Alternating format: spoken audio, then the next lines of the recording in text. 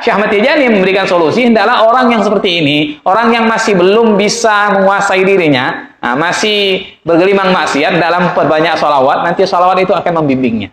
Ketika dia sudah stabil keadaannya, baru dia mulai baca Quran. Karena kalau dia langsung baca Quran, bahaya, nanti malah dia tambah hancur hidupnya, dia laknat Quran terus.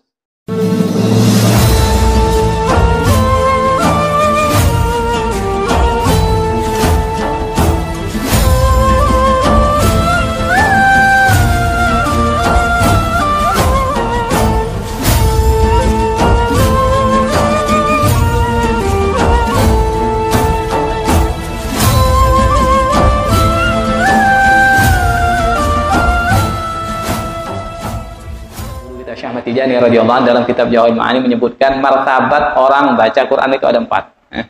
Ada maratib, maratib martabat orang baca Quran itu. Pertama, orang yang kelas pertama ini, orang yang arif billah. Orang yang bacaan Qur'annya bagus, makharijnya bagus, serta menjaga hak-haknya Quran, kemudian dia mengetahui makna Quran itu zahir batin. Makna zahirnya, makna batinnya, sehingga ketika baca Quran itu dia seperti menyelami ilmu-ilmu Allah yang ada dalam Quran itu. Ini orang yang arif billah ini. Ini pada tingkatan pertama. Ketika baca Quran tidak hanya sekedar baca, tetapi meresapi maknanya, makna zahirnya juga makna batinnya, seakan-akan Allah Subhanahu wa taala sedang membacakan dia Quran. Dan dia menyelami maknanya. Ini tingkatan pertama. Martabat kedua, orang yang bacaannya bagus, makharijnya bagus. Kemudian dia mengerti maknanya, tetapi makna zahirnya saja. Makna batinnya tidak paham, hanya bisa makna zahir, secara tafsir, secara zahir saja dia ngerti. Ini orang yang kedudukannya di bawah daripada kedudukan yang pertama. Orang seperti ini martabat pertama, martabat kedua itu Quran lebih baik bagi mereka daripada zikir-zikir yang lainnya. Lebih afdal baginya mereka. Jadi zikir yang paling afdal bagi mereka adalah Quran. Ini martabat yang pertama, martabat yang kedua. Martabat yang ketiga, orang yang bacaannya bagus, tidak paham sama sekali maknanya. Makna zahir, makna batin tidak paham. Tapi bacaannya betul.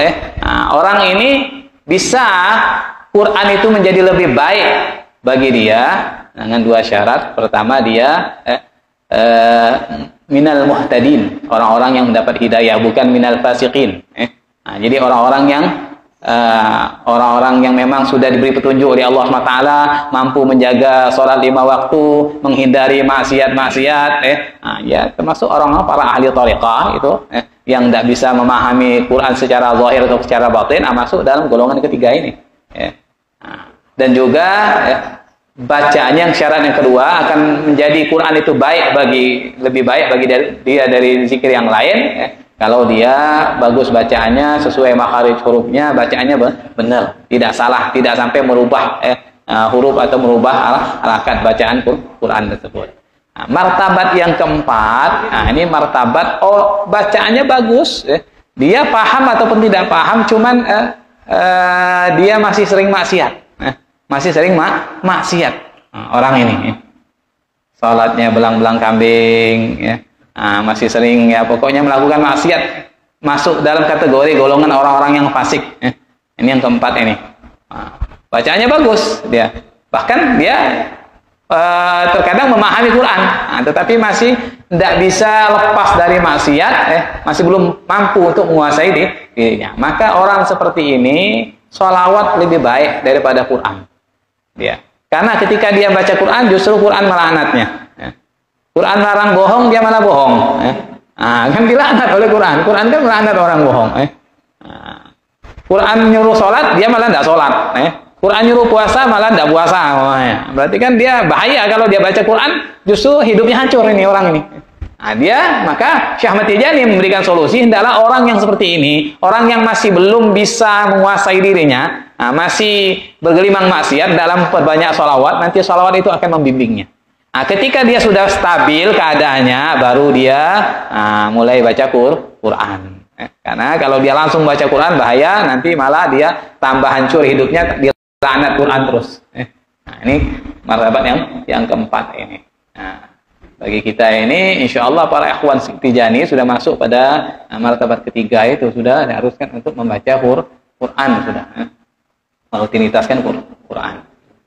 Memang Quran itu sampai diwasiatkan oleh Syekh Ahmad Tijani karena memang pentingnya Quran dan juga Quran itu akan membuat hidup kita lebih cerah, hidup kita lebih bahagia. Apalagi kalau di rumah kita bacakan Quran, maka keberkahannya itu tidak untuk rumah itu dan orang-orang yang ada di dalam rumah. Ya, kalau umpamanya tidak bisa sibuk banget untuk baca Quran, ya baca ayat-ayat pendek. Bahkan Imam Nawawi Al-Bantani itu dalam syarah kitabnya Nasul Ibad itu minimal ayat kursi. Kalau mau tidur ataupun mau masuk rumah baca ayat kursi, mau tidur baca ayat kursi, berarti sudah ada Quran yang dibaca. Jangan sampai tidak ada sama sekali ayat kursi, mau tidur pun tidak ada.